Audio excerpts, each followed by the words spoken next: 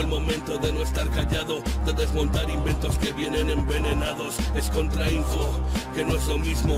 Pandemia digital, desinfectando su cinismo.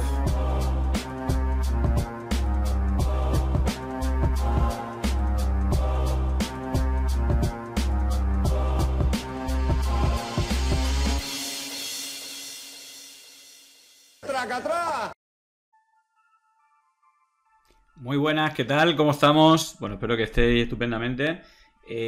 Bueno, vamos a terminar la semana haciendo el repaso a la actualidad con nada más y nada menos que con Manu Levin y con Paula Poff. Así que bueno, creo que su punto de vista seguramente sea muy interesante, ¿no? Con los diferentes temas que vamos a abordar, que bueno, digamos que están bastante centrados en la actualidad política. Vimos cómo esta semana se daba el disparo de inicio de la actividad parlamentaria con el Rey, con la falta de aplauso del Partido Popular y de Vox, pero al final el golpe de estado de Pedro Sánchez pues se ha ejecutado como estaba previsto y bueno, la verdad es que no le asienta muy bien a la derecha, que está buscando bueno, no sé si alternativa a un cambio de tono. De hecho vamos a hablar sobre ello, ¿no? El cambio de dirección, ¿no? Más ayusista por parte de Feijóo, y que de una manera o de otra yo creo que es como la condición para permitirle la vida, ¿no? Acercar a posturas, ¿no? Personas como Cayetana, Rafa Hernández, etcétera, bueno, pasan a la portavocía, aparte de Miguel Tellado y Saya, bueno, todo eso. Y luego, pues evidentemente vamos a ver la estrategia de Ayuso de ser la protagonista en todo momento, da igual el asunto, pero que quiere ser la niña en el bautizo y la novia en la boda y el muerto en la... es decir, que siempre quiere estar como protagonista, pero con una estrategia que yo creo que es bastante burda. Bueno, vamos a ver todo eso también, por supuesto. Vamos a analizar a la figura de Henry Kissinger, que falleció a los 100 años. Seguramente tiene uno de los historiales más macabros, ¿no? de la historia reciente, del último siglo. Además, el siglo, ¿no? Que ha vivido, que nada más y nada menos que ha vivido 100 años sin haber sido juzgado, sin haber pisado la cárcel, a pesar de todos los crímenes de guerra de los cuales son responsables. Pero creo que al final tiene un manto de protección que a mí me recuerda un poco a gente como Florentino, Aznar, Esperanza, etcétera, ¿no? Es decir, como el poder verdadero parece que es intocable, ¿no? Bueno, pues ahora sí, ya os están viendo en las pantallas. Vale, bueno, hemos estado... bienvenidos Manu y Paula. Gracias. Creo que, bueno, hemos estado haciendo un repaso de la estrategia de Ayuso. No sé si habéis estado viendo y ya la semana pasada, que no le tocaba ningún protagonismo, le llamó hijo de puta al presidente del gobierno, y luego dijo, bueno, yo creo que es el asesoramiento, y fue una campaña como casi, digamos, desde las redes oficiales y todo esto, que no había dicho eso, sino que le gustaba la fruta y se habló de eso. Y hemos estado viendo cómo se va inventando cosas que no tienen nada que ver, como la queja de que no le han invitado al AVE, cuando nunca se invita a tramos que no le corresponde a la comunidad, a gente de presidentes de otras comunidades. Hemos visto también quejarse del plan hidrológico, cuando todo eso era en abril, cuando se gestionó y cuando se podía reclamar. Y luego vemos también que se quejaba de que los cuadros del Museo del Prado iban a salir, y vemos ahí cómo se repite un patrón, que es inventarse una historia, hacerse la víctima y confrontar con el gobierno nacional. Y Paula, yo creo que hay seguramente algo, porque cuando hemos estado analizando estrategia de comunicación política, hemos estado hablando también de este tipo de estrategia, que yo creo que no sé si es exitosa. Por eso os quiero preguntar si merece la pena llamar la atención y ser siempre portada, aunque no te toque, aunque sea tocando, no sé, yo creo que es un arma de doble filo, ¿no? Si te pasas de frenada quedas en ridículo, pero bueno, la clave es que siempre se está hablando de ella. No sé, Paula, cómo analizaría si realmente ves como yo que es un método que se repite una estrategia con un objetivo de confrontar a nivel nacional y hacerse la víctima. ¿Cuál sería tu análisis de esta estrategia? Pues es que Ayuso yo creo que lleva repitiendo la misma estrategia ya al menos un par de años y lo que a mí me fascina de alguna forma es que la va intoxicando de una... O sea, como que cada día se tiene que inventar algo, ¿no?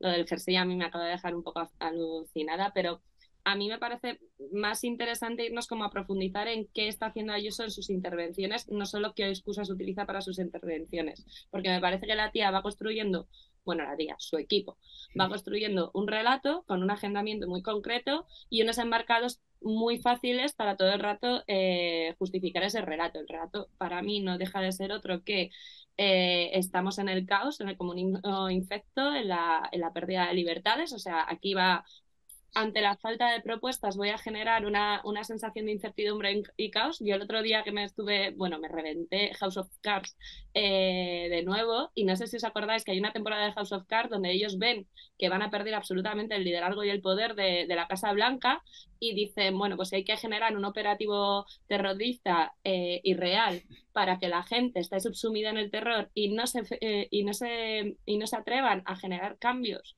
y se vuelven más conservadores precisamente por estar subsumidos en ese terror, que es básicamente la teoría del shock, pues de esta forma nos mantenemos. Y me hizo mucha gracia porque me parece que Ayuso todo el rato juega, claro, desde sus propias dinámicas, a intentar agendar relatos, o sea, agendar marcos durante ese relato constante. Y en este sentido también me gustaría como remarcar que para ellos la posición es incómoda porque el caos no llega nunca, por así decirlo. O sea, el Partido Popular y Ayuso a la cabeza lleva pronosticando que el país se va a caer desde que Podemos entró en el gobierno progresista y eso era justificación para, bueno, pues para desmantelar absolutamente el Estado de Derecho casi, y en parte lo han intentado. Entonces, a mí me parece curioso como Ayuso, en cada, por ejemplo, lo de la cuestión del agua, justo salió, Teresa Rivera lo dijo, en el momento del pacto con Moreno Bonilla. Ella en cada momento, que Claro. parece incluso que permea la normalidad, ¿no? Los pactos de Estado que pasan en otras democracias, como la alemana, etcétera. O sea, que no pasa nada por pactar pues, derecha e izquierda en algunas cuestiones concretas y con el tema, además, del cambio climático, del ecologismo, sería lo más lógico, como está pasando ahora por fin en Andalucía, porque la han llevado al orden. Ella necesita todo el rato despuntar desde ese relato de que tiene la omisión selectiva de yo soy la única que no tengo ideología, porque claro, Sí. la permisividad y las libertades, la promoción de libertades negativas como tiene Ayuso no es ideológica, por supuesto. Y por otra parte, me encanta lo de la lanzadera de la libertad, ¿no? Como el reino de España, que siempre ha sido el territorio más vapuleado, seguro, es ahora el que goza de menos libertad por la opresión del Estado. Es que es la leche, Es no como sé. el Real Madrid quejándose de los arbitrajes. Pero bueno. eh, Manu, ¿qué opinas tú? Bueno, yo comparto básicamente las cosas que habéis dicho, ¿no? Ayuso, al menos desde la pandemia, ya llevaba buscando como esa estrategia de hacer oposición, eh, digamos, de convertirse un poco en la antagonista permanente de Sánchez y del gobierno, ¿no? Sánchez se lo ha dado eso muchas veces también. No sé si recordáis aquella foto famosa de la pandemia, ¿no? Con las banderas, cuando se reunió Sánchez con Ayuso, o sea que yo creo que él también ha jugado un poco a eso a veces, no sé si por error o por voluntad, me cuesta pensar que por error, ¿no? Eh, y bueno, Ayuso lleva, pues eso, años ya intentando construir esta especie de independentismo madrileño con el discurso de que España nos roba, ¿no? Y bueno, España nos roba todo, nos roba la playa, nos roba la paella, el pulpo a la gallega, a todo, a los madrileños. Y bueno, pues es la búsqueda de un victimismo que en realidad hay que entenderlo como un intento de construir también una identidad política.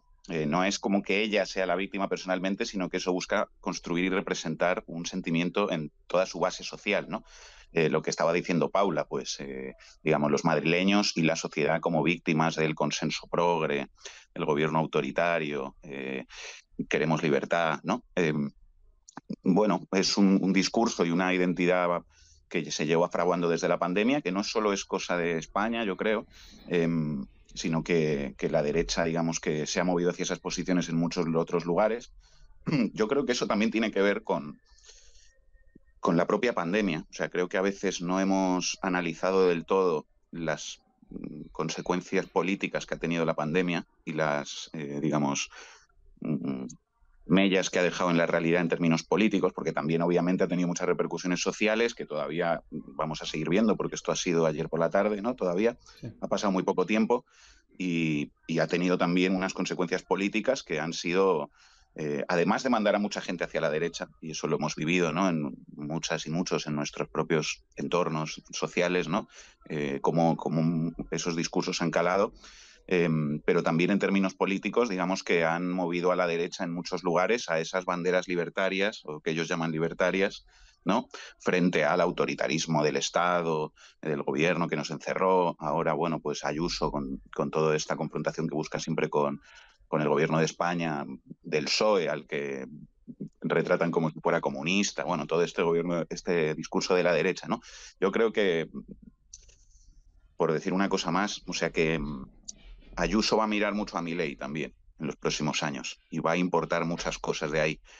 Hasta ahora hablábamos de la Trump española o algo así. Bueno, yo creo que ahora Milei coge el testigo un poco y se va a convertir en un faro para todas las derechas de este tipo, ¿no? En mundialmente. Y Ayuso yo creo que va a querer ir por ahí, y este tipo de cosas de insultar al presidente del gobierno, llamar hijo de puta, y hacer gala de eso y como ser tan agresiva y tal, pues yo creo que tiene un poco que ver con eso. Ahí... Bueno, y aprovechar, Dale. Y aprovechar también la tendencia histórica, o sea, el cuerpo a cuerpo también es la personificación del discurso en personas y no por entendernos, ay, no me sale, en lugares de pensamiento o historias políticas, porque se sabe, y además es que estos son datos del CIS, que efectivamente ha habido una desideologización, estoy fatal este viernes, perdón, desideologización un poco del discurso y también de los planteamientos como individuos. Y Ayuso está jugando también a esa carta de yo soy la representación de esas ideas hechas personas, hechas carne. Lo que me flipa es cómo lo mezcla ahora con Vanity Fair, que es como lo del jersey y todo esto. Pero bueno, también es una estrategia de marketing político que siempre se ha jugado en Estados Unidos muchísimo. Sí. Os decía precisamente, ya que has nombrado a Milei, bueno, hay varias cosas que creo que comparten.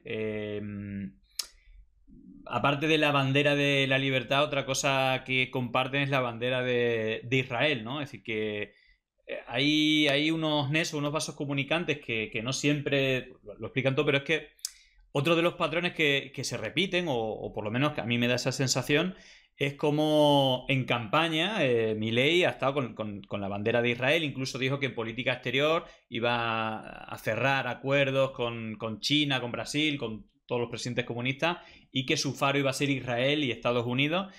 Muy parecido a Ayuso, que por ahí hay un personaje, David Hatchwell, que es el presidente de la asociación hispano-judía, también el de ACOM, que es una cuenta que difunde bulos y que insulta a la izquierda continuamente.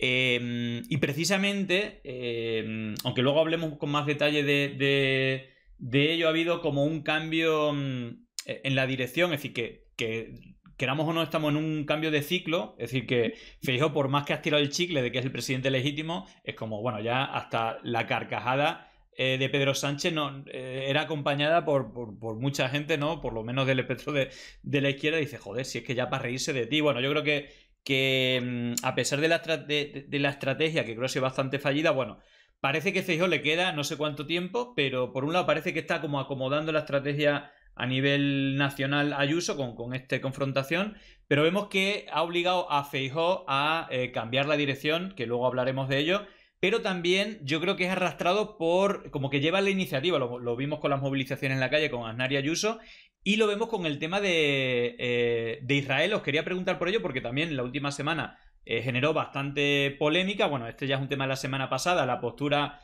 hubo cierta discusión si realmente fue un blanqueamiento de irse a hacer la foto con Netanyahu o fue muy valiente. Bueno, yo creo que ni para un lado ni para otro, es decir, que hay matices, no es ni blanco ni negro, pero lo que sí es cierto es que esto ha generado un conflicto diplomático de Israel y que una vez más el Partido Popular, pero llevando la iniciativa Ayuso, que es donde yo quiero llegar, básicamente, bueno, pues le ha dicho que es un simpatizante de Hamas, Pedro Sánchez, bueno, un poco la misma retórica de terrorista a todo el mundo, cuando, como decía de Prada, que es un tipo muy de derecha, ha sido una...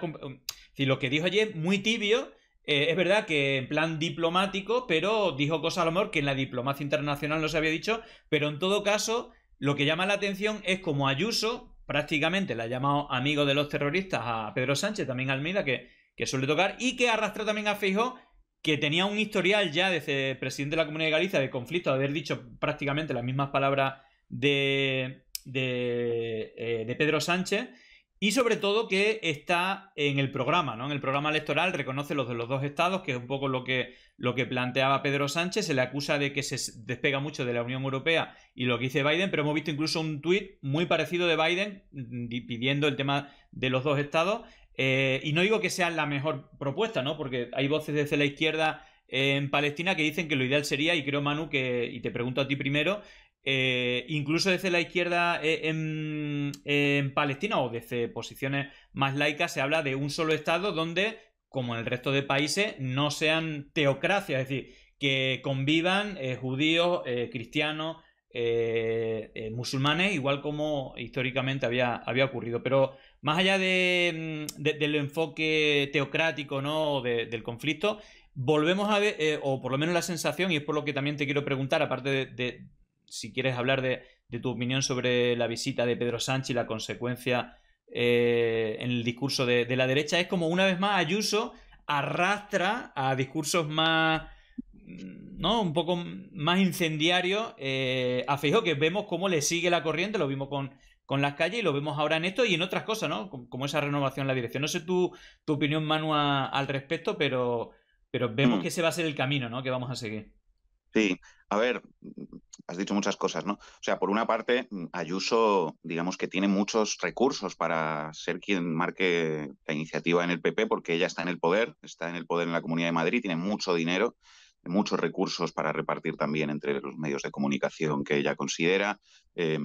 Y Feijóo no, Feijóo está en la oposición, está fuera del poder, no tiene esa capacidad.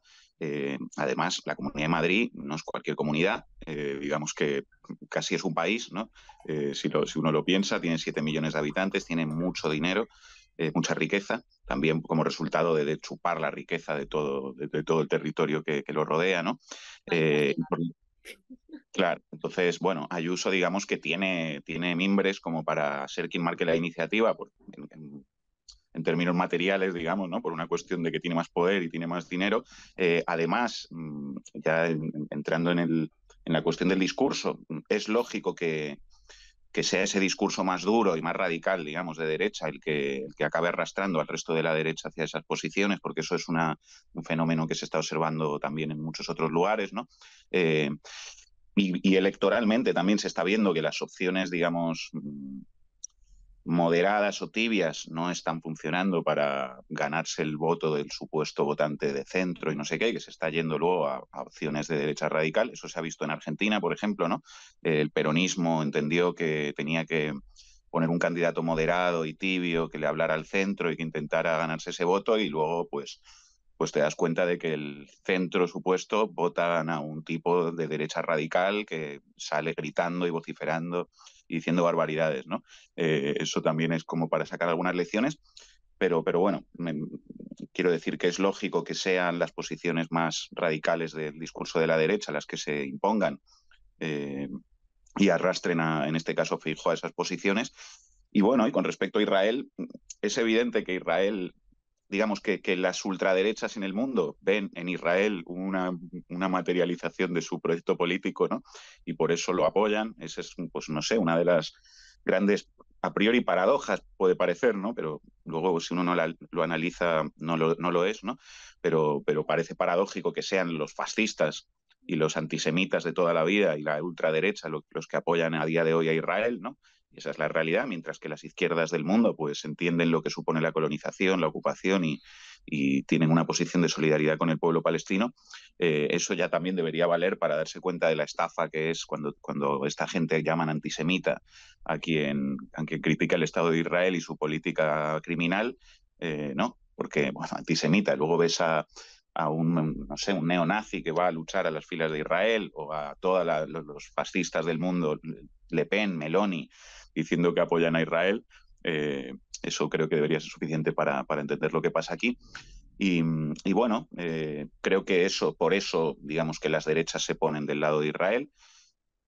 También eso se suma a una actitud que es clásica en la derecha cuando no gobiernan ellos, que es que siempre no tienen problema, digamos, en ponerse del lado de un país extranjero en contra de su propio país, si eso les sirve para intentar hacerle daño al gobierno. No sé, lo vimos con los fondos europeos, por ejemplo. El PP iba a Europa a intentar que España no recibiera los fondos europeos, o a intentar que Europa tumbara determinadas leyes, tumbara determinadas decisiones. Es decir, es la actitud cipaya de toda la vida de la derecha en España. Y bueno, sobre lo que representa la visita de Sánchez, o sea, yo no creo que Sánchez, digamos, que fuera a Israel con el objetivo de blanquear a Netanyahu, ¿no? También creo que, bueno, de ahí la reacción de Israel, abriendo una crisis diplomática. Al mismo tiempo, claro que pienso bueno, que se pueden hacer cosas, ¿no? Más que solo decir cosas. O sea, que es un poco un bluff, digamos, determinadas palabras, y luego le compras misiles a Israel el mismo día que estás diciendo eso, y luego no, digamos, tomas las medidas que se pueden tomar y que otros presidentes sí han tomado. Porque también hay una cosa muy eurocéntrica y muy chunga en decir, no, Sánchez ha sido el líder mundial que más... No, oiga, ¿y Gustavo Petro qué? ¿Y Luis Arce de Bolivia o Sudáfrica, que han pedido que se juzgue a Netanyahu en la Corte Penal Internacional? ¿Qué pasa? ¿Que esos líderes no existen porque no son europeos? ¿O qué? O sea, como que no se debe caer en eso, ¿no? Pero en cualquier caso, yo creo que sea más o menos contundente lo que dijo Sánchez es resultado de la presión social y de la presión política que ha existido, ¿no? Si Sánchez ha acabado diciendo 2, es porque había mucha gente que exigía 10.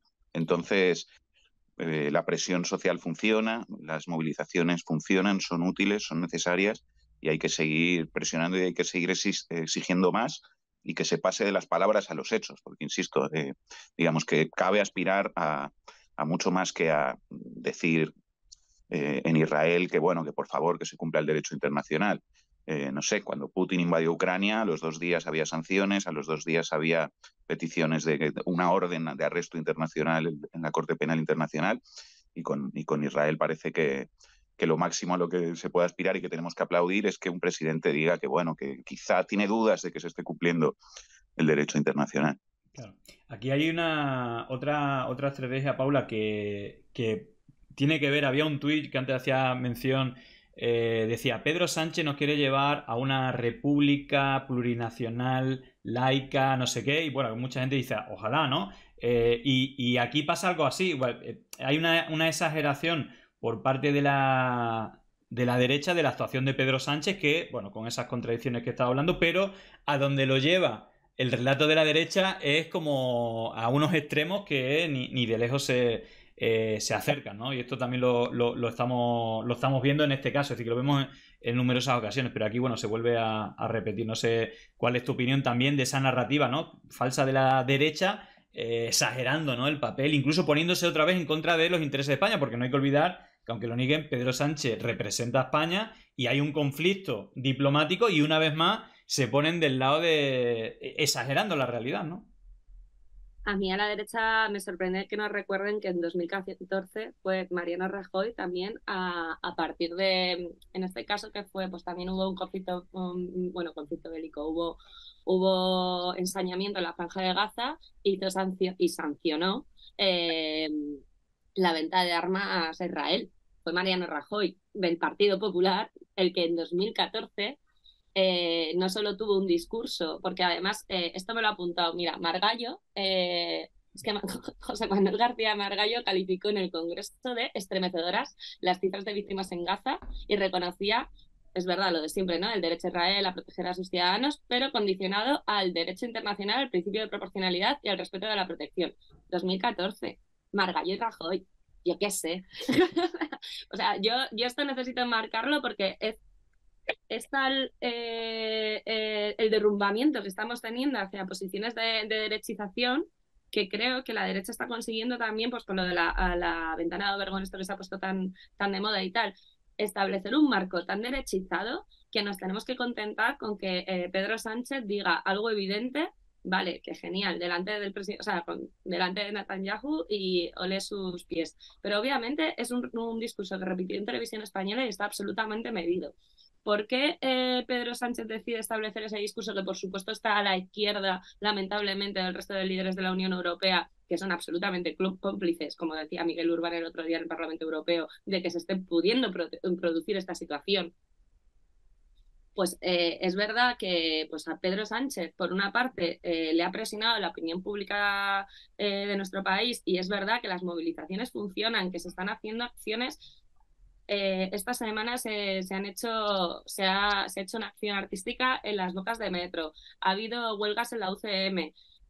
También hubo una acción en el metro de Madrid de apoyo al pueblo palestino. Es que eso es una presión político-social que funciona y que a los estados que son cómplices de que Israel pueda hacer esto al pueblo palestino les quema, porque al final también en Estados Unidos, esto lo comentaban en la base el otro día, el electorado árabe demócrata también le presiona de cara a sus fines electoralistas. Entonces, a mí me parece así de primeras que el discurso de Pedro Sánchez efectivamente tenemos que verlo como una conquista de haber desplazado la opinión pública española de un marco que la derecha ahora ve como terrorífico, pero que realmente en 2014 estaban por delante incluso, que es loco. Y segundo, a mí lo que me fastidia también de esto es no solo la falta de hechos, sino que al final las relaciones diplomáticas las va a romper Israel. Es decir, tócate los pies, que al final el que establece el marco de actuación y el que establece la iniciativa es el país que está haciendo una violación sistemática de derechos humanos, y nosotras tenemos que estar como cuidadosas porque haya hecho una llamada a la embajada, que es el paso previo a romper relaciones diplomáticas, pero es que eso lo debería haber hecho un país que se define como vertebrador de los derechos humanos, como se supone que es toda la Unión Europea. Es que estoy pensando que tiene una estrategia Israel un poco ayusista, ¿no? De tira la piedra y decir vas a hacer la víctima, ¿no? Es como... O no, yo ahí le saco algunos parecidos. Le tengo el cariño justo y lo sabéis todas, pero sí que creo que Pedro Sánchez en este sentido, no me gusta llamarlo valiente, sino que simplemente está a la izquierda de lo que son los discursos de otros jefes de Estado, y bueno, pues mira qué bien, pero es fruto de las movilizaciones. Pero el PSOE ha tenido y lleva teniendo, no solo aquí, un problema con el comercio de armas, pero que esto lleva denunciándose desde hace mucho. O sea, llevamos aumentando los presupuestos generales del Estado en comercialización de armas desde hace años. Existen colectivos como Desarma Madrid que llevan manifestándose y señalando esta estrategia tan cínica del PSOE según su discurso, y el PSOE nunca se va a meter ahí porque nunca se ha metido. Claro. Hay una cuestión hablando de, por meternos un poco en Israel y la última hora, evidentemente, no sé ya la cifra, pero se hablaba de 14.000 víctimas civiles, más de 6.000 niños.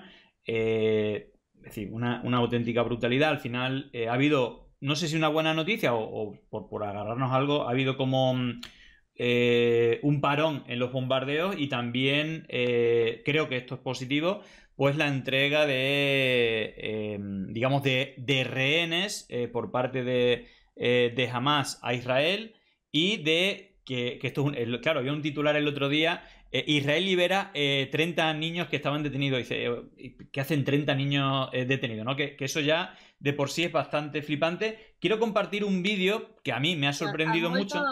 Han vuelto los bombardeos esta mañana a las 6, ¿no? Si no me equivoco. No lo sé, querían forzar, es decir, estaban como viendo si se podía prolongar. Han vuelto a las 6 de la mañana.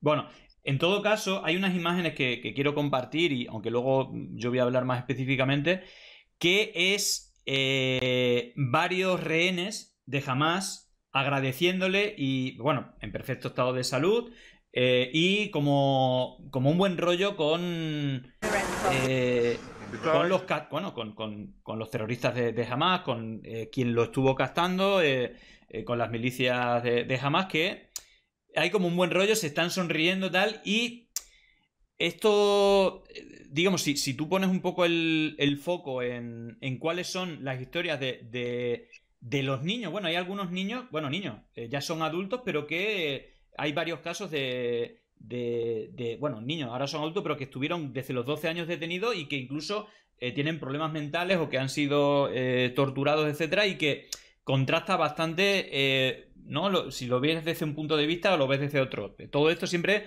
poniendo entre pinzas, porque muchas veces las imágenes son propaganda, pero en este caso es que no se puede hacer propaganda porque son las personas que están liberadas y se le ve la sonrisa, es decir, que no le van a decir actuar como si todo estuviera bien. Es como contrasta mucho y a mí me llama bastante la atención, pero la narrativa que la vemos aquí, se la vemos a Ayuso, pero evidentemente la propaganda de Israel es como cualquier crítica al asesinato de civiles o de decir que hay crímenes de guerra, te sitúa en que eres un terrorista, ¿no? Y cada vez que vas viendo información como supuestamente esto que decían de que estaba el búnker de Hamas en Al-Shifa, en el hospital más grande de Gaza, luego vemos que incluso hacen una manipulación muy burda de todo esto, y aquí, más allá de lo terrible, y no sé qué opináis, porque la propaganda siempre, bueno, pues exagera las cosas y yo no le quito, que tampoco quizá tenga mi sesgo, pero hay una sensación que me está dando y te quería preguntar, bueno, os pregunto a los dos,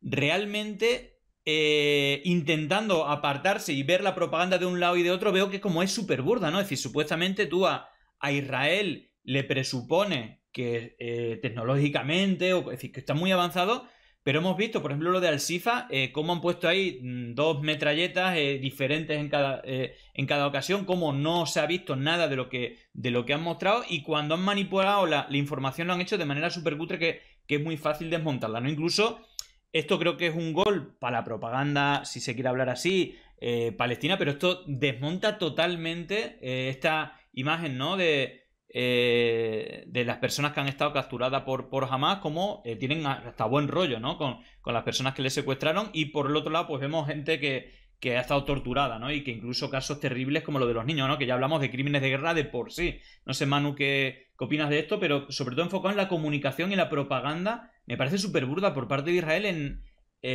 como que se le desmonta fácilmente, ¿no?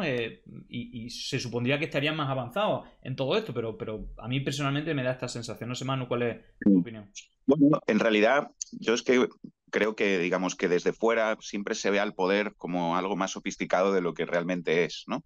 Que la gente se imagina, ¿no? Pues, no sé, el grupo de gente que dirigen el mundo, que están en una sala con gráficos y con una estrategia perfectamente desplegada y con una tecnología y con no sé qué, y luego nunca es así, ¿no? Todo siempre es un poco más cutre de lo que uno cree desde fuera.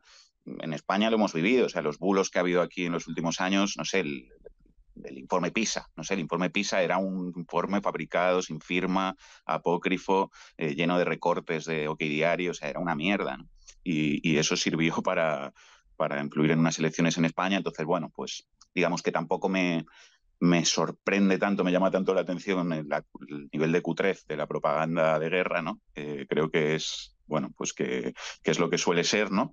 Y luego, bueno, pues sí, las imágenes que hemos visto de los rehenes liberados y tal, que no son las primeras. Recuerdo que ya hace un mes más o menos liberaron a un par de señoras mayores y una le dio la mano al combatiente de Hamas y luego en Israel. La criminalizaron, ¿no? Criminalizaron, claro, porque eso efectivamente pues desmonta un poco la caricatura monstruosa que ellos han construido de lo que es la resistencia palestina, ¿no? De todas maneras, creo que, bueno, pues que eso también es una batalla de propaganda, ¿no? Entre ambos, ¿no? A Hamas también le interesa, obviamente, mostrar que los rehenes que han estado bajo su cautiverio pues han sido bien tratados, que los niños salen con sus peluches, con sus mascotas, no sé qué. Que, ojo, yo creo que pueda ser así, ¿eh? Y que los niños que han estado en las cárceles israelíes han sido torturados, violados, vejados y abusados completamente, ¿no? Quiero decir, no creo que eso sea falso, pero bueno, creo que es algo no anecdótico, pero digamos, bueno, parte de la espuma de todo esto, ¿no? Y que bueno, que es interesante comentar todo eso, evidentemente, pero creo que, bueno, que sería deseable, lo he dicho en otras ocasiones, que el debate se vaya dirigiendo en algún momento hacia la solución, hacia cuál puede Claro. ser una solución política a todo esto, ¿no? Porque si no hay una solución justa, si no hay justicia, no va a haber paz, no va a haber paz nunca. Aunque Israel masacre a Gaza y lo haga retroceder a la edad de piedra, dentro de X años, pues va a volver a haber gente que va a estar dispuesta a tomar las armas para levantarse contra el Estado de Israel, ¿no? Porque es algo inevitable, digamos, que va a ser consecuencia de la opresión y del aplastamiento que se está ejerciendo, ¿no? Por lo tanto, si no hay justicia no va a haber paz. Ahora vuelve a surgir, pues lo comentabas antes, ¿no? La solución de los dos estados o la solución de un solo estado. Yo ahí, bueno, también lo he dicho en otras ocasiones. Bueno, primero decir, o sea, que si la solución es la de los dos estados y eso se puede implementar y puede servir para que haya paz y una mínima justicia, ok. Lo que pasa es que yo pienso, y creo que también por eso oímos a Biden hablar de los dos estados, al primer ministro británico, ¿no? Es decir, a los aliados de Israel, son los que llevan 60 años hablando de los dos estados, mientras cada vez queda menos territorio palestino, ¿no? De hecho, si uno dice, bueno, ok, dos estados, es como, ¿y las fronteras cuáles son? ¿Cuál es el territorio del Estado palestino? El Claro, Estado claro. palestino es Gaza y lo que queda de Cisjordania unido por una carretera que atraviesa el Estado de Israel. Además, eso sería una solución, entre comillas, para un tercio de los palestinos, que son los que viven en Gaza y Cisjordania. Pero los otros dos tercios viven dentro de Israel, viven en Jordania, viven en el Líbano, ¿no? En todo el exilio palestino, con lo cual, digamos que esa solución a priori no lo sería necesariamente para el conjunto del pueblo palestino, sino para la gente que sigue viviendo en esos territorios a día de hoy, ¿no? Para mí, el ejemplo más bien es la experiencia de Sudáfrica. En Sudáfrica hubo una situación, salvando todas las diferencias de ambas realidades, pero que es comparable a la que existe en Israel, ¿no? Una situación de apartheid donde hay ciudadanos de primera y de segunda, en lo que de facto es un solo Estado, porque Israel y Palestina, digamos que no existen dos Estados, eso es mentira, ¿no? También lo de reconocer al Estado palestino genera un marco, ¿no? En donde parece que ya existe el Estado palestino y que lo único que hay que hacer es reconocerlo solemnemente, pero no es así, porque Palestina no tiene fronteras, no tiene ejército, no tiene control sobre su espacio aéreo, solo hay un Estado de facto que es Israel, pero que mantiene una ciudadanía de primera y una ciudadanía de segunda, ¿no? Por lo tanto, y además, bueno, ya vimos lo que fue la experiencia de los bantustanes, se llamaban, ¿no? En Sudáfrica. En un momento dado, claro, los colonos en Sudáfrica dijeron, sí, ok, que haya estados negros. Y se crearon 3 estados, ¿no? Que tenían su propio himno y su propia bandera, pero nada más, ¿no? Es como, sí, tú puedes tener tu himno y tu bandera, pero yo controlo toda la riqueza, yo controlo todo el poder de este territorio. Eso yo creo que no es una solución que satisfaga los derechos del pueblo palestino y que quizá es más interesante plantear bueno, que ya existe un solo Estado y que lo que tiene que suceder es que tiene que derribarse el muro de Gaza, que tiene que derribarse los muros de Cisjordania, que todo el mundo de ese territorio tiene que tener derecho a voto, tiene que tener ciudadanía, tiene que estar incluido plenamente y políticamente en la sociedad, ¿no? Y así cambiarían muchas cosas. Claro, ¿qué pasa? Que eso también es difícil pensar digamos, la élite que gobierna Israel lo vaya a aceptar, ¿no? Porque supondría que los judíos quedaran en minoría dentro de ese Estado y sería el fin del sionismo realmente como proyecto, ¿no? Pero se daría lugar a un Estado democrático, laico, igualitario para todos sus ciudadanos y ciudadanas. Y bueno, este es el planteamiento que a día de hoy, también en Palestina, hay amplios sectores o cada vez más amplios que creen en esto, ¿no? Más que en lo de los dos estados, que ya parece, digamos, una consigna vacía que se agita mientras se va reduciendo día tras día el territorio palestino hasta el punto de hacerla inviable, ¿no?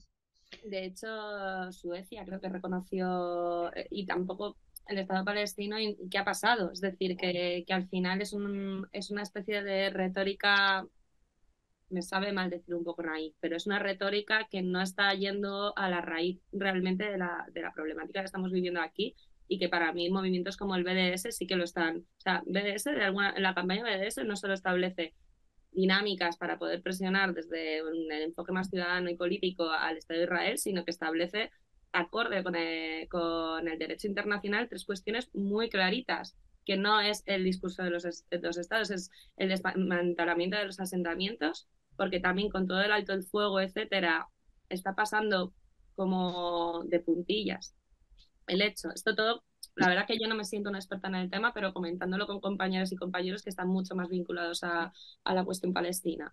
Pero esto, se están produciendo no solo asentamientos de colonos en lugares que ya se sabía, sino que Netanyahu durante todo este conflicto lo que ha hecho es amenazar con asentamientos de colonos en Gaza, generando, o sea, agudizando aún más el conflicto. Luego, retorno de la población expulsada, que como bien decía Manu, esto supondría una descompensación, por así decirlo, de fuerza del Estado judío, eso está claro. Y el fin de la apartheid y la infraestructura colonial que se basa precisamente en una ciudadanía de primera y de segunda. Pero es que todos estos preceptos están acordes al derecho internacional y es lo que lleva demandando la sociedad civil organizada, ¿no? Desde la solidaridad desde hace años. Y desplazar el discurso a un reconocimiento, únicamente demandar el reconocimiento del Estado palestino, a mí me parece que desde determinadas fuerzas políticas es quedarse muy por detrás de lo que sería lo que ya se ha abarcado, se ha trabajado desde determinados movimientos sociales que llevan denunciando esta situación no solo desde octubre, sino desde hace muchos años. Y ahí sí que creo que hay un toque de atención que pegarle a algunas fuerzas políticas progresistas. Bueno, mira, por hacer un poco de transición a otro tema internacional que yo creo que ha dado mucho que hablar, estabais hablando precisamente de un poco por la postura de Pedro Sánchez, cómo la presión influye. Yo creo que en la Unión Europea esto también ha pasado, es decir, la primera respuesta de la Unión Europea, no ya la visita de von der Leyen, ¿no? Que es el caso que he estado poniendo ahora, fue terrible y yo creo que con la presión ha ido evolucionando, incluso acercándose a posiciones, un poco incluso en la línea que hablaba Pedro Sánchez en su visita. Pero hay una cosa que me ha llamado mucho la atención.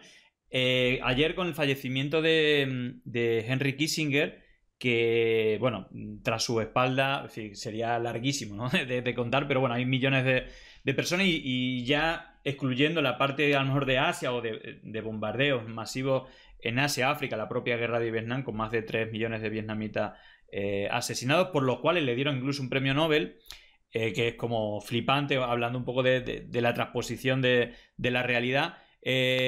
Fijaros que de toda la conversación, normalmente cuando fallece alguien, siempre uno trata de recordar las palabras más positivas que uno puede tener, pero yo por lo menos lo que vi es 99,9% diciendo que era un criminal, que encima, bueno, un poco eso, que como ha ocurrido con tantos criminales de guerra, no ha sido juzgado a pesar de haber vivido 100 años, y me sorprendía, y a mí también me explicaba cómo alguien que tiene todo este historial se puede... la propia von der Leyen decía que la estrategia y la excelencia en la diplomacia de Henry Kissinger han dado forma a la política global a lo largo del siglo XX, que claro, es un elogio, pero sobre todo es una realidad, porque esto explica... Mala forma dictatorial, pero darle forma le ha dado. Es que esto explica no solamente eso, pero fijaros, el otro tuit que yo había visto que estaba diciendo que era el mejor diplomático de la historia, es un analista político simpatizante de Milei.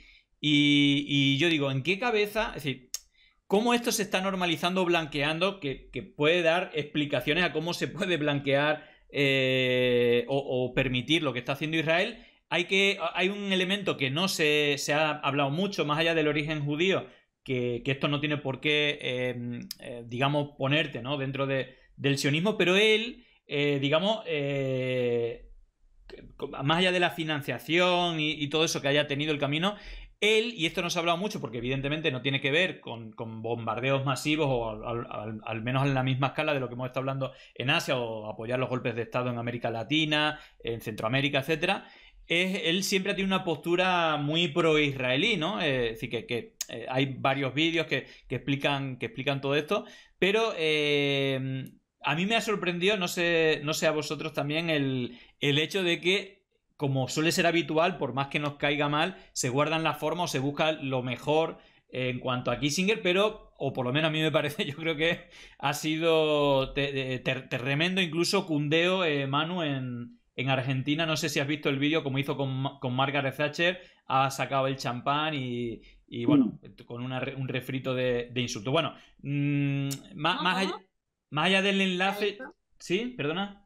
Cúneo, ¿no? Cúneo, ¿te refieres? Cúneo, sí. Es un tipo, bueno, de ultraderecha se puede decir, bueno, no lo sé.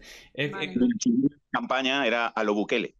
Bueno, pues eso, un bukelista. Vale. Bueno, más allá de eso, Manu, no sé cómo el análisis que haría de este personaje, que sobre todo, más allá de hacer el listado y que nos explica un poco también, siguiendo el hilo del tuit de von der Leyen, que explica la diplomacia internacional, el blanqueamiento de Israel y el blanqueamiento de muchos dictadores que en su mayoría, y Argentina es una excepción, murieron sin ser juzgados y sin pisar una cárcel, ¿no? Sí, bueno, es aquella frase, ¿no? De es un hijo de puta, pero es nuestro hijo de puta, ¿no? Bueno, Kissinger es como tú has dicho, ¿no? Alguien que, uno de los personajes más siniestros de la historia y desde luego del siglo XX, que trabajó para tumbar a todos los gobiernos, digamos, de izquierda o que pudieran confrontar los intereses del imperialismo yanqui en América Latina, en Chile, en Argentina, todo lo que fue la Operación Cóndor, toda la cuestión en Vietnam, en Asia, es decir, la lista es infinita, ¿no? Es bueno, pues un personaje criminal que efectivamente no ha sido juzgado como tantos otros, ¿no? Como no sé, como Bush, como Aznar, que invadieron Irak y mataron 1.200.000 iraquíes como resultado de esa invasión, ¿no? Y bueno, y nadie, digamos que en el discurso occidental plantea que Aznar es un criminal de guerra o que Bush es un criminal de guerra, que es lo que son, y deberían ser juzgados, ¿no? Y condenados. Entonces, bueno, así es como, digamos, es la hipocresía absoluta de la geopolítica, ¿no? Que es lo que sigue imperando en las relaciones internacionales. Entonces, eso sumado a lo que decías, ¿no? De que cuando se muere una persona parece que hay que celebrarla, aunque fuera un personaje abominable. Bueno, pues así es lo que explica que von der Leyen o que desde Europa, bueno, pues y desde otros países se ensalce la figura de Kissinger. Al final es alguien que ha trabajado en construir justamente la arquitectura del sistema mundo entre el norte y el sur global, que es en la que nosotros estamos insertos y de la que nos beneficiamos, ¿no? De alguna manera. Entonces, bueno, lo raro sería que desde los líderes europeos salieran a decir que qué malo fue Henry Kissinger, ¿no? En fin, Pero me parece... ¿no te llama la atención, igual como Milei dijo que era su ídola, Margaret Thatcher, Sí. que desde el entorno de Milei se le ponga medallita a Kissinger, que fue bueno, de los máximos responsables bueno, de ese golpe de estado militar que se llevó por delante 30.000 vidas y que es decir, es que como estamos en una etapa, porque esto en Argentina concretamente no había pasado, pero estamos viendo eso, ¿no? Como se está blanqueando algo que es impensable, ¿no? Pero se está abriendo esa puerta, ¿no? Decir, hay una cosa más y ya le paso la palabra a Paula. O sea, no me sorprende tampoco por lo siguiente, o sea, porque en América Latina y en todo el sur global, también en otros países del sur global, hablamos de países que son excolonias, ¿vale? Donde las élites son, digamos que las grandes empresas en Argentina son empresas extranjeras, ¿no? Son empresas españolas, europeas, yanquis, también chinas. Digamos que hay una serie de potencias que se disputan el control de esos territorios, ¿no? Históricamente, y por lo tanto el eje nacional, o sea, el eje de la soberanía nacional siempre ha sido central en la política en Latinoamérica y en Argentina desde luego que lo es, ¿no? Y por lo tanto, digamos que la disputa política se produce también entre quienes plantean que hay que defender la soberanía del país frente a quienes siempre han sido élites entreguistas y élites cipayas que han vendido el país al mejor postor y que han trabajado para las potencias extranjeras, ¿no? Y sin entender eso, digamos que no se entiende gran parte de la historia del siglo XX en América Latina. Por lo tanto, que Milei o que la derecha argentina sea entreguista y trabaje para los intereses de los yanquis y de no sé qué, ¿me sorprende? No, es lo que siempre han representado y enfrente de eso, pues digamos que lo que siempre se ha opuesto a esos planteamientos han sido los movimientos soberanistas, los movimientos, digamos, incluso nacionalistas de cada país de América Latina, ¿no? Que planteaban, bueno, que hay que defender tus recursos naturales, que hay que defender tu desarrollo económico frente a los intereses de las potencias y las empresas extranjeras y tal, ¿no? Entonces, ese clivaje siempre ha operado en la política en Latinoamérica y en todo el sur global y en todos los países que han sido colonizados, y por lo tanto es lógico que Milei o que haya sectores de la derecha argentina que sus planteamientos sean de los de una, digamos, burguesía entreguista, una burguesía intermediaria que lo que hace es basar su poder en negociar con las potencias extranjeras, en vender su país al mejor postor. Eso es lo que siempre hemos tenido, ¿no? Paula. O sea, es que estoy totalmente de acuerdo con Manu. A mí, Kissinger como figura de mediados del siglo XX es un judío alemán exiliado que se convierte en uno de los sabuesos y mayores valedores del imperialismo americano, y con todos los valores asociados y las alianzas que se genera ahí a nivel potencia mundo con el resto de potencias, Rusia incluida, por cierto, ¿eh? O sea, que los diferentes acontecimientos históricos que vemos últimamente también nos están dando como una imagen bastante completa del sistema mundo que se construyó en el siglo XX. Kissinger en concreto fue una figura que a mí no me parece incoherente lo que dice esta señora, pues es verdad.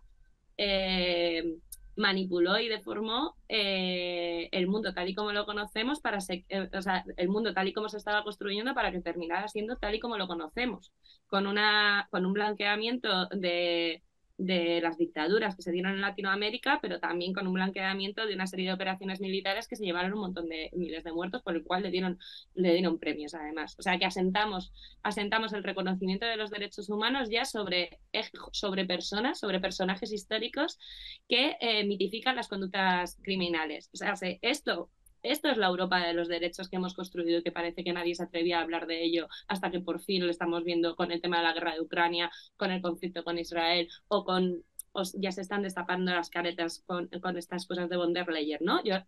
Es que para mí hay una parte ahí de ¿hace cuánto que no podíamos hablar directamente desde dónde se cimienta esta Europa? Porque nos sentimos mucho más cómodas pensando que estamos en el barco de los buenos. Dentro de todo este sistema mundo, al menos estamos en la parte occidental de la Europa de los derechos, sí.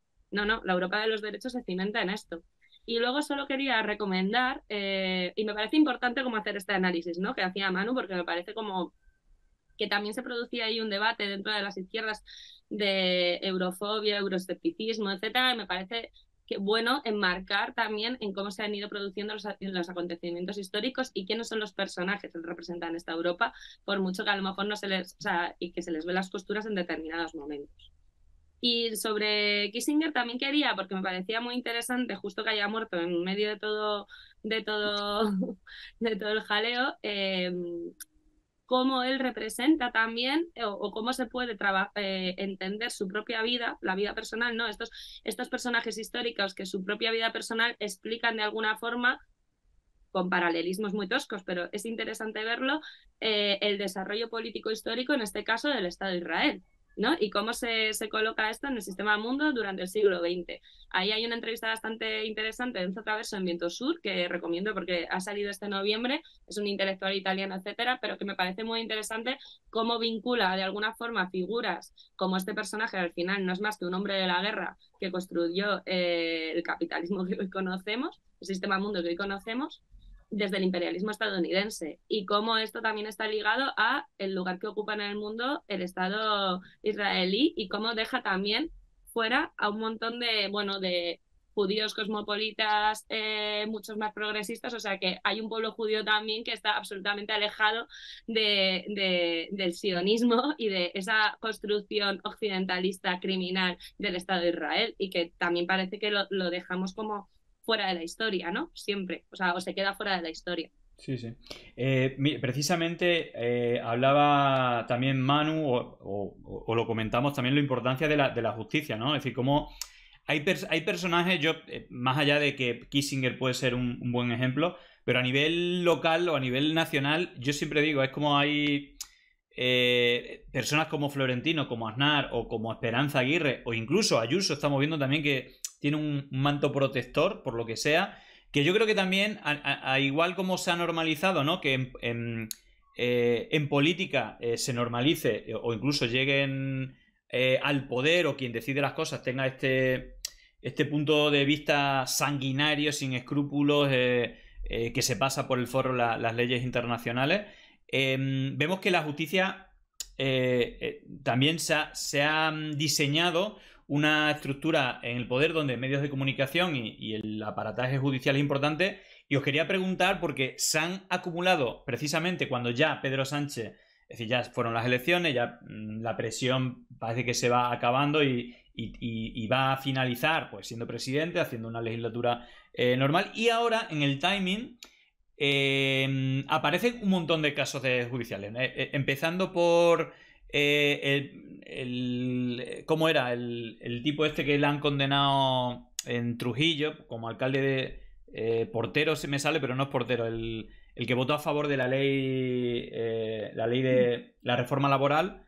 Casero, digo yo Portero. Bueno, Casero sale ahora justo después que es condenado por prevaricación, bueno, cohecho, un montón de delitos. Ha dejado cada momentazo el parlamentarismo español.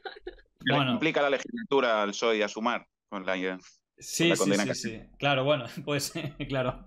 Bueno, pero hemos visto cómo el tema de Cospedal, cómo a García Castellón le obligaban a que fuera a Cospedal, mintiendo en diferido, diciendo que no sabía nada, bueno, un poco siguiendo el mismo patrón, pero es increíble que Cospedal, con todo lo que sabemos, se haya librado por alguien como García Castellón.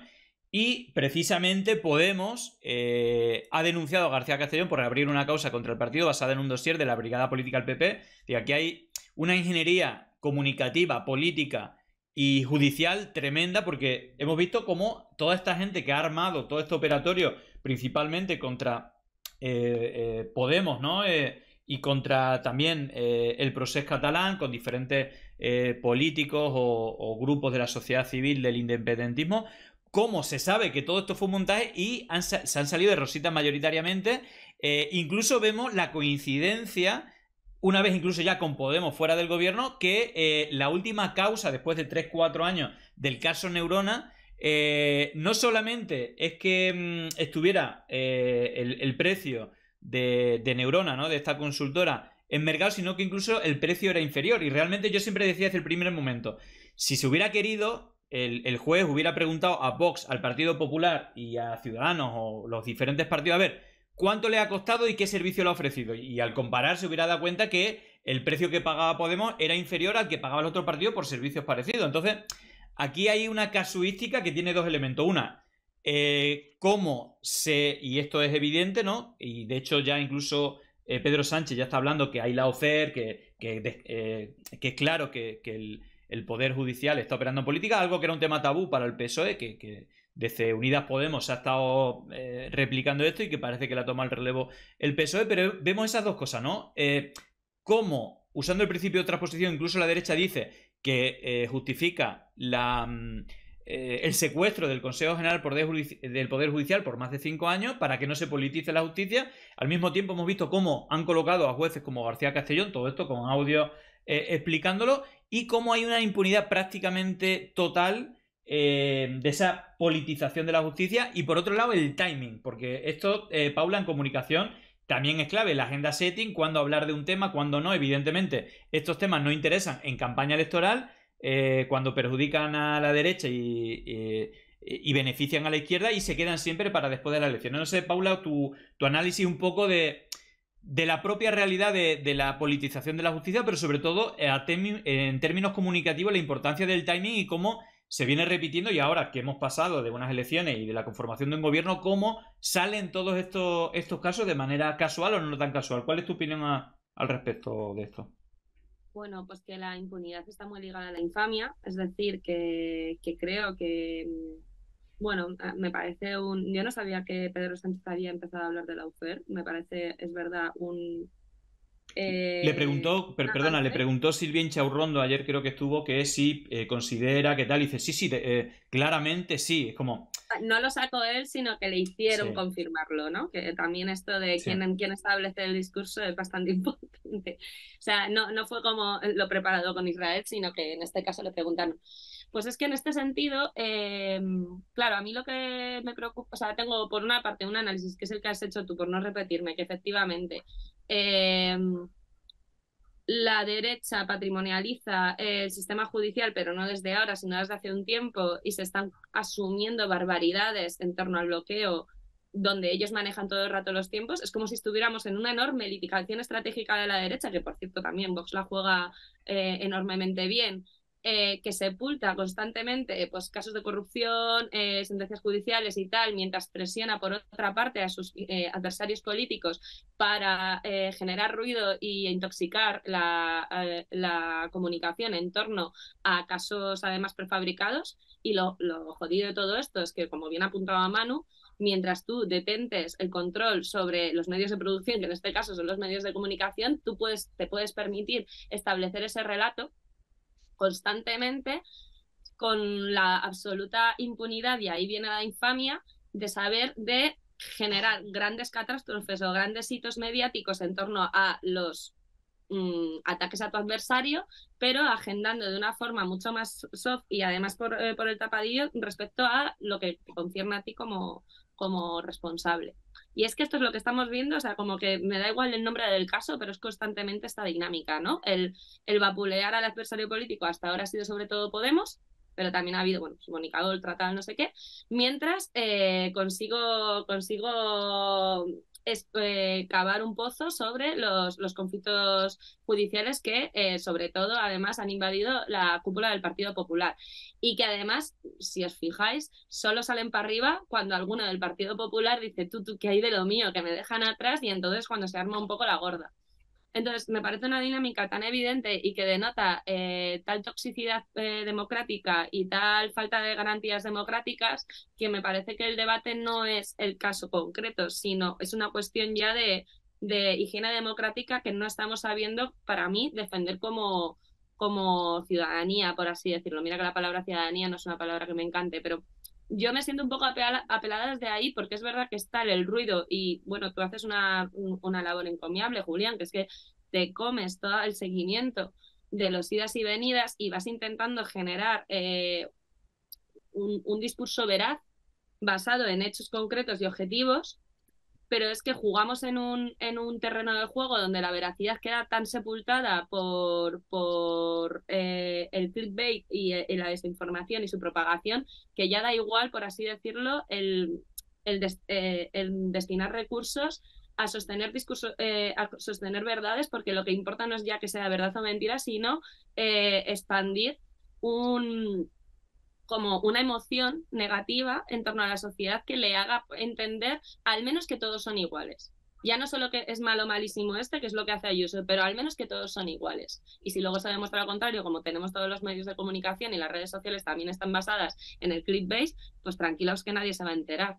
Entonces, a mí lo que me preocupa un poco es esto último, ¿no? Lo de el estado de ánimo generado en torno a todo ese caos constante y lo difícil que es en este terreno político-mediático sostener una mínima trinchera frente a todos estos mensajes.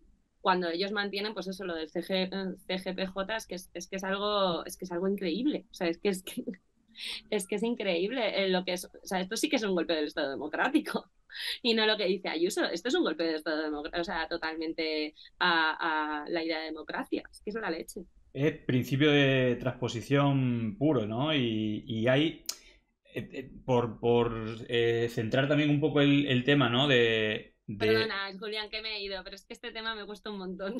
No, pero digo que el andamiaje que hay de la ingeniería comunicativa es importantísimo y vemos que van repitiendo. Es decir, hay un caso histórico que es bastante interesante, que es la cuestión de, y por eso Oki Diario está presente en todas las tertulias, o Gente de Periodista Digital, o de ahora el debate, cómo durante 7-8 años se ha repetido que Podemos estar financiado por Venezuela, y da igual ya que haya 30 sentencias judiciales en contra, o que ya se haya acabado todo el lawfare, si se quiere llamar así, que más del 50% de la población en España piensa que es una realidad, a base de repetición, de tal, tal, tal. Bueno, pues yo creo que esto pasa incluso, ¿no? O si no eso, algo hicieron. Porque si has estado ahí, algo hicieron. Es que es esto, es generar esa Claro, idea. claro, y corregirme si no es así, pero a día de hoy no conozco ningún caso de corrupción de Podemos, más allá de los errores o todas las críticas que se puede hacer, pero judicialmente, digamos que no tiene ningún caso de corrupción, y del PP vemos que es diario, pero yo creo que al final esta ingeniería judicial mediática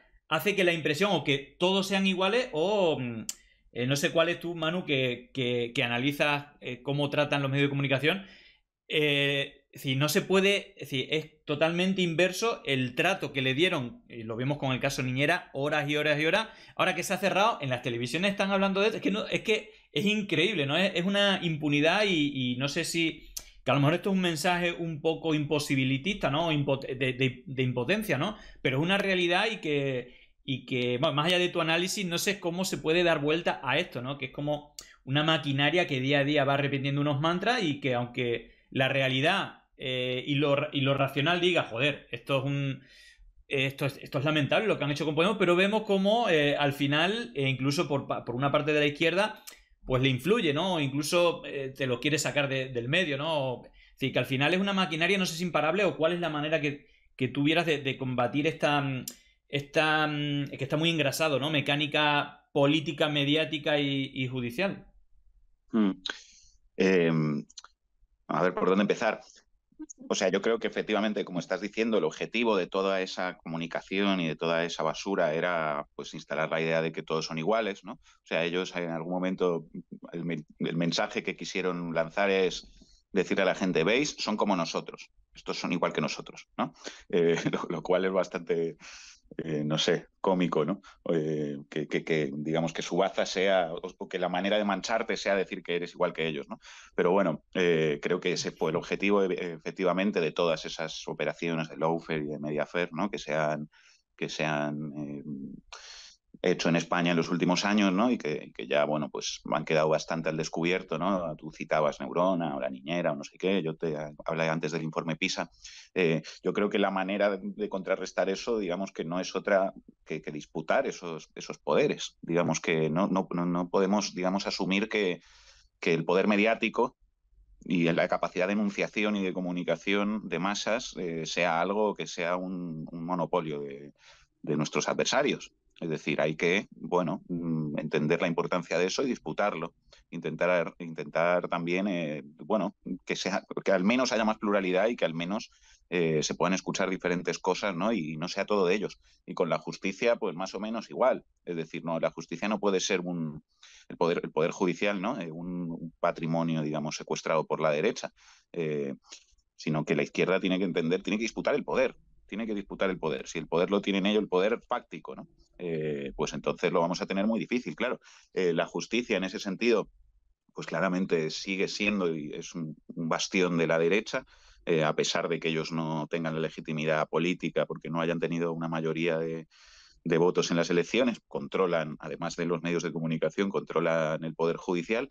Fíjate, son justamente esos dos espacios donde no llegó el fin del bipartidismo.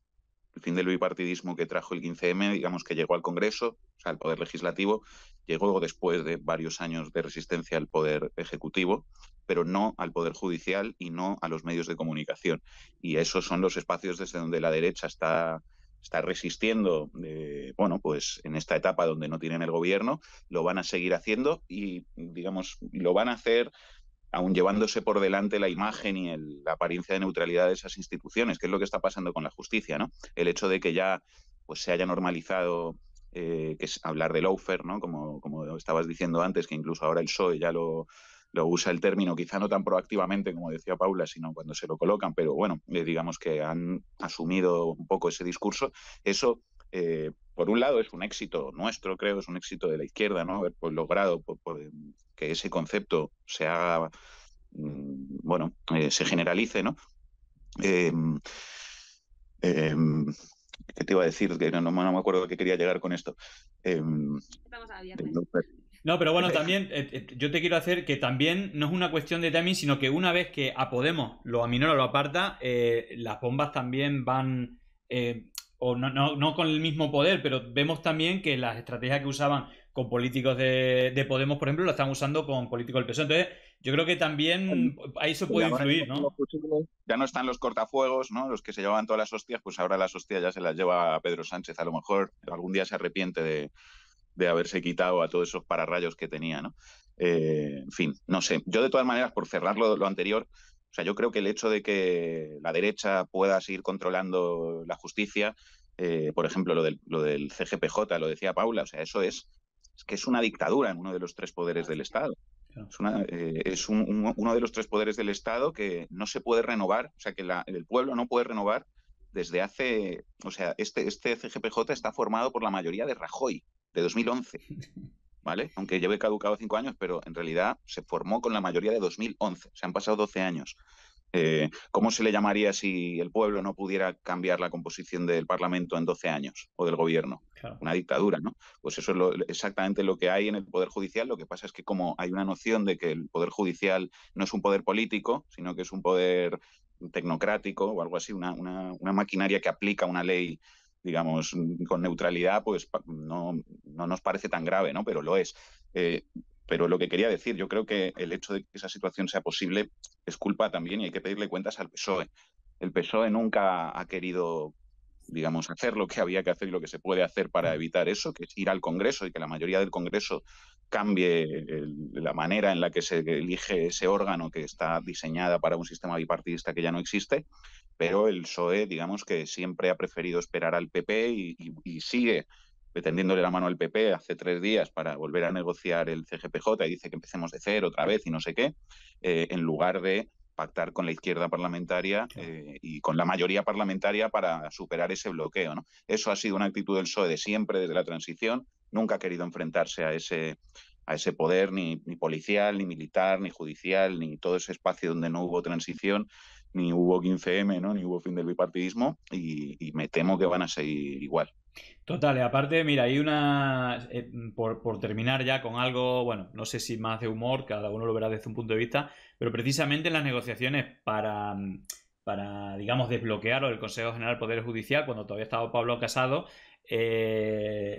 nos contó Roberto Laquidain, ¿no?, consejero de Radio y Televisión Española, que en esos acuerdos estaba el control por parte del Partido Popular de todos los matinales donde se habla de política de Televisión Española, que a día de hoy siguen estando vigentes, y que luego cuando llegó Feijóo dice, no, yo esto no lo he negociado, así que sigue bloqueado. Y luego eso, cómo se arrojan lo de constitucionalistas, por un lado los que no cumplen la Constitución, y sobre todo cuando dicen es que no queremos que se politice la justicia y no vamos a permitir que lo hagan, cuando lo están haciendo ellos. Es un principio de transposición en toda regla, pero esto lo lleva un poco a una de las polémicas que hemos visto cómo se usan los medios de comunicación.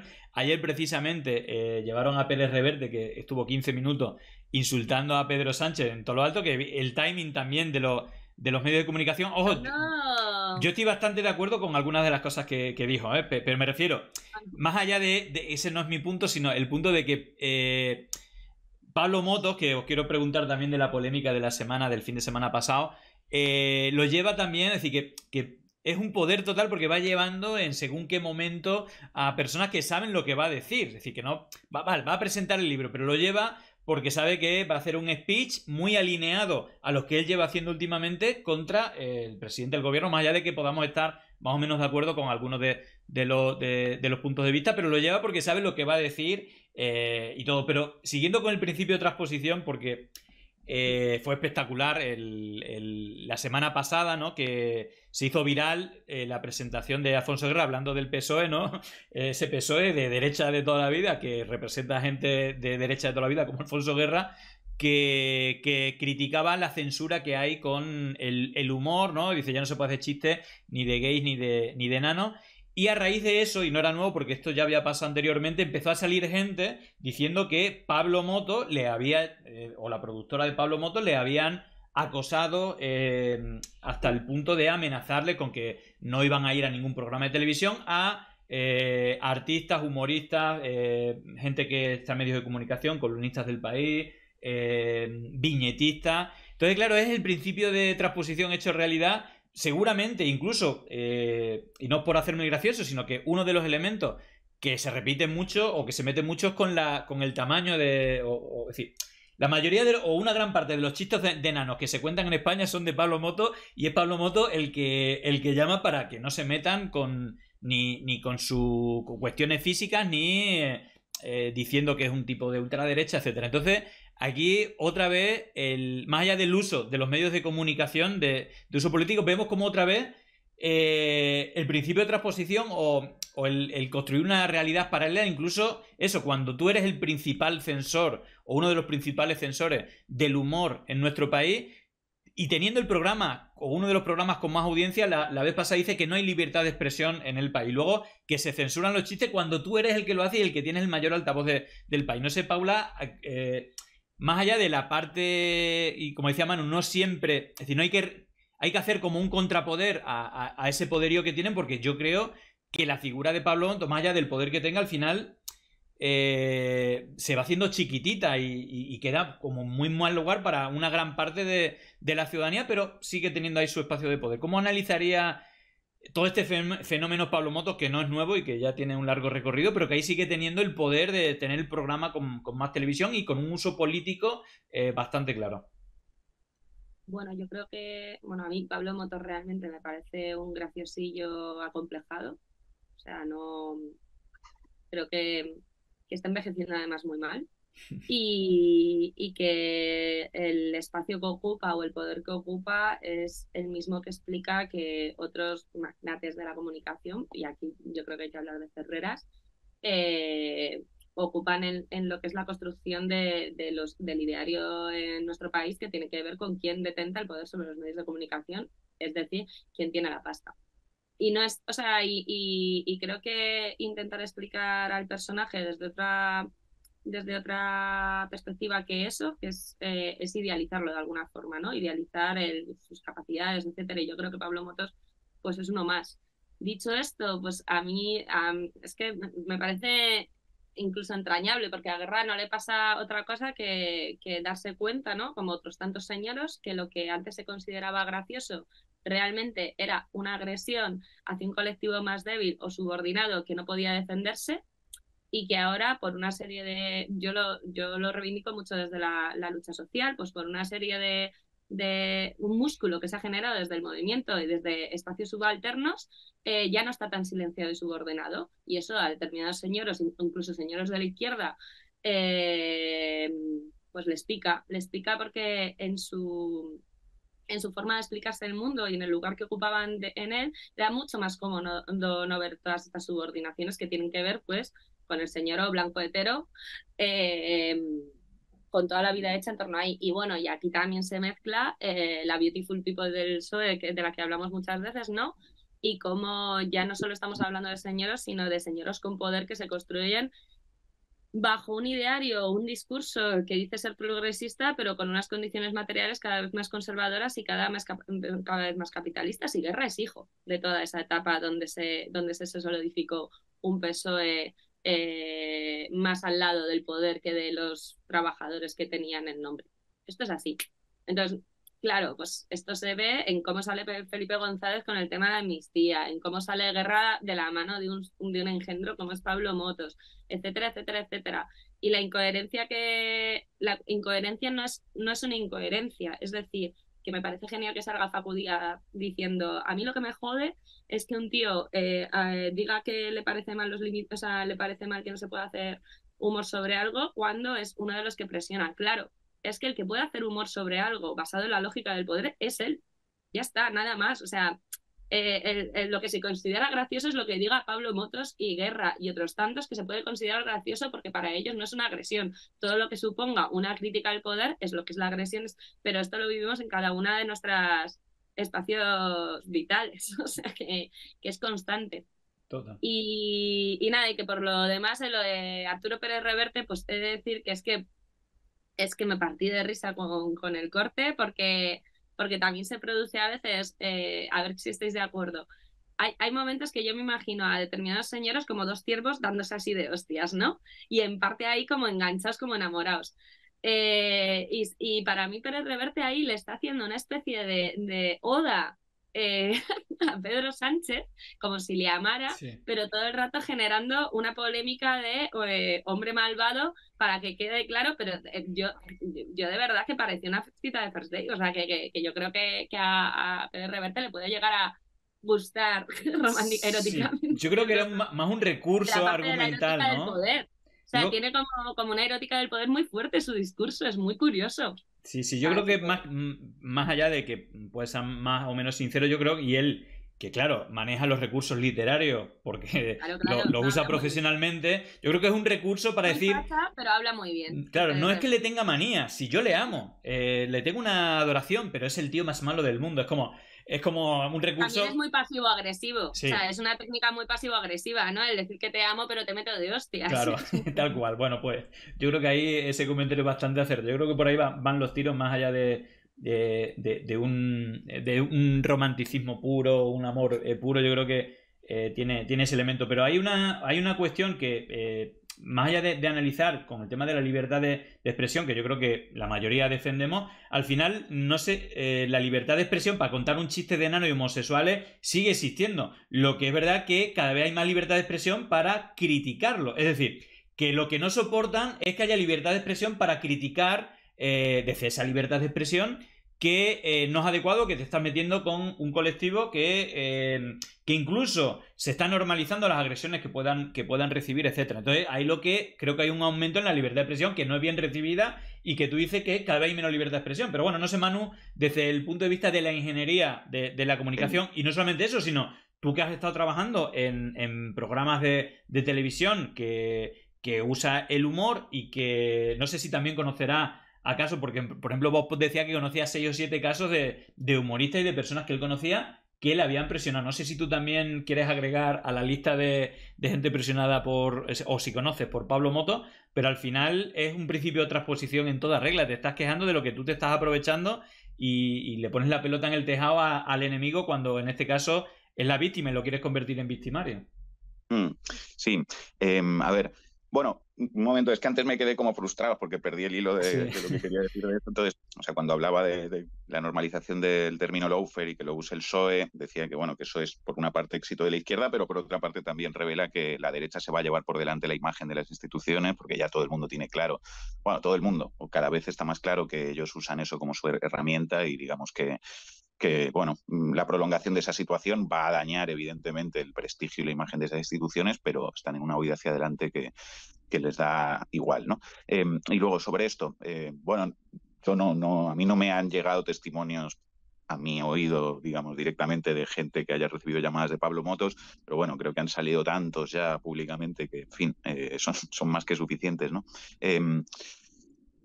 Yo, por aportar algo, o sea, no repetir las cosas que se han dicho, que las comparto, me parece interesante lo que tú, o sea, la categoría, llevarlo a la categoría, ¿vale? Lo que tú llamas el principio de transposición, o que podríamos llamar, no sé, el mecanismo de inversión del enemigo público, de inversión de la realidad que es constitutivo del discurso de la ultraderecha, ¿no?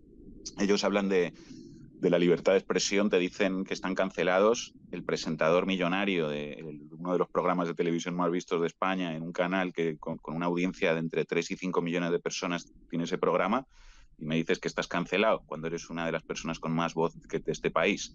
Y los que te censuran son, no sé, un colectivo como de las personas trans que tienen unas tasas de suicidio y de sufrimiento brutal. Esos son los que censuran. Los que censuran, ¿quiénes son? Los inmigrantes que están explotados y que están segregados y discriminados en este país. Es decir, es la inversión, digamos, de la realidad, ¿no? Plantear como las víctimas, digamos, de la censura en este caso, ¿no? Y de la opresión a quienes están en la posición de poder, ¿no? Y eso es una dinámica que es general en el discurso de la ultraderecha en otros ámbitos, ¿no? Que es esa inversión de la realidad. Es una inversión de las élites, por ejemplo. Cuando Ayuso o cuando el discurso de Trump o de Milei, ¿no? Plantea que, no sé, las élites son los políticos de izquierdas, ¿no? Mientras que los políticos del pueblo son Trump, son Ayuso, o la gente del pueblo es Elon Musk, o es Amancio Ortega, que empezaron desde abajo, que se esforzaron. no sé qué, ¿no? Frente a lo que ellos dibujan como una élite de izquierdas que domina el mundo y no sé qué, ¿no? La propia inversión del enemigo público, el discurso de la ultraderecha que te dice que tu enemigo no son los que están arriba, tu enemigo es el trabajador que es más pobre que tú, es tu vecina que no tiene casa y que ocupa un piso, o que recibe una ayuda del Estado, es el migrante que no tiene papeles, o sea, esos son tus enemigos, ¿no? Mientras que tus amigos y los que te van a ayudar a que te vaya mejor son los que tienen todo el poder y toda la riqueza, ¿no? Para mí digamos, la máxima expresión de ese marco mental muy exitoso que ellos han construido es el consenso progre. Esa expresión, consenso progre. ¿Qué significa eso si uno no lo analiza? Que ellos están planteando que este mundo es nuestro mundo, ¿no? Y que ellos se oponen a eso. Y es lo que les permite presentarse constantemente como impugnadores del sistema, ¿no? Cuando no hay nada más prosistema que la ultraderecha, ¿no? Y plantean que este mundo en el que vivimos, este mundo de mierda, ¿no? Este mundo desigual, extremadamente desigual, ese es nuestro mundo. Y ellos vienen a transformarlo. Y yo creo que la izquierda, digamos, que se equivoca cuando alimenta ese marco, y creo que lo hemos hecho, bueno, lo digo en primera persona, bueno, pues por situarme ahí. Yo particularmente creo que hay que salir de ahí, ¿no? Pero bueno, creo que las izquierdas en Europa se equivocan cuando se meten en ese marco y cuando dicen, sí, hay que defender la democracia de la ultraderecha, ¿no? Este statu quo, esto que hemos conquistado, es lo que hay que defender. Claro. Frente a lo que representa la ultraderecha, que viene a destruirlo todo y tal.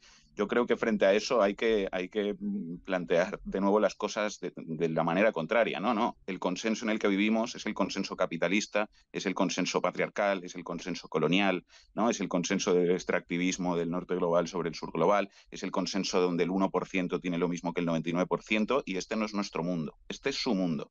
Y esto es lo que ellos quieren defender y nosotros queremos transformar, ¿no? Y queremos que el mundo sea diferente.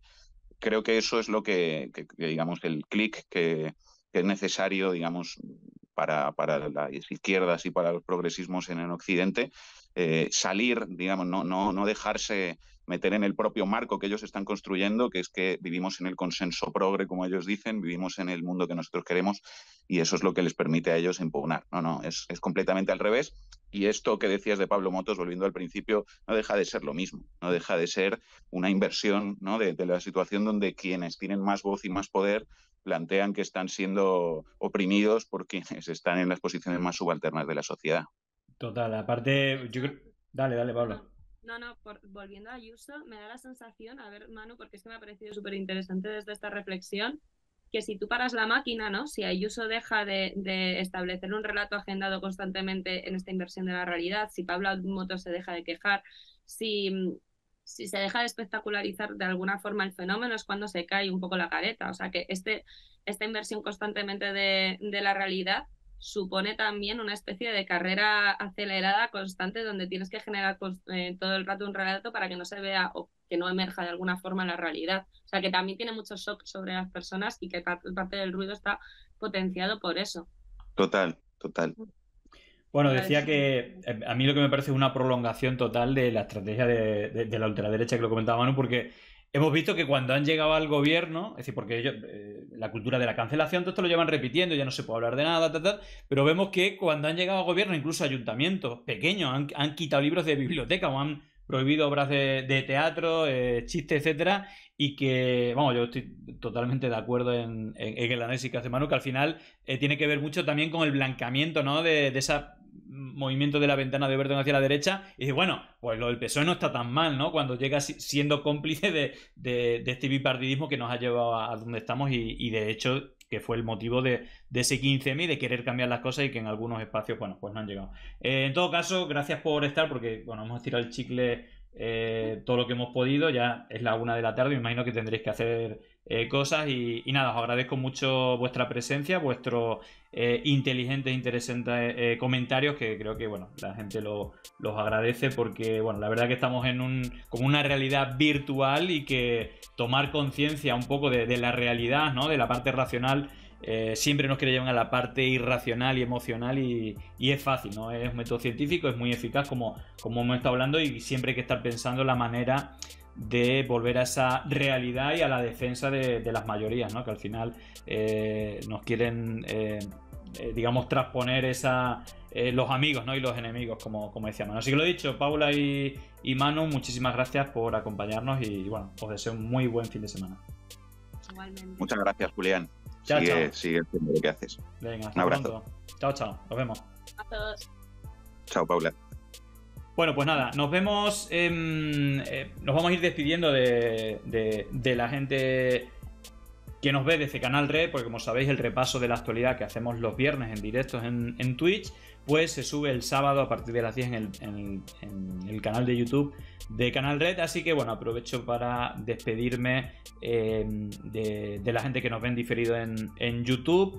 Muchísimas gracias por acompañarnos un sábado más. Nosotros nos vamos a quedar un ratito más aquí en directo con la gente de Twitch, y os animo, ¿no?, a que si queréis seguirnos, aparte de estar en todas las redes sociales, pues también podéis vernos en directo de lunes a jueves a partir de las 7 de la tarde en Twitch, en Pandemia Digital, y los viernes a partir de las 11. Así que bueno, quedáis invitados, y luego pues para vernos en todas las redes sociales, seguir nuestra web pandemiadigital.net, en el canal de Telegram o en el canal de YouTube de Pandemia Digital, Facebook, Twitter, Instagram, TikTok, y también en iVoox y en Spotify. Así que nada, tenéis todos los sitios donde vernos. Lo dicho, gracias por acompañarnos un día más, y nada, feliz fin de semana. Chao, chao. Llegó el momento de no estar callado, de desmontar inventos que vienen envenenados. Es contrainfo, que no es lo mismo. Pandemia digital, desinfectando su cinismo. Gracias por la suscripción, muchísimas gracias.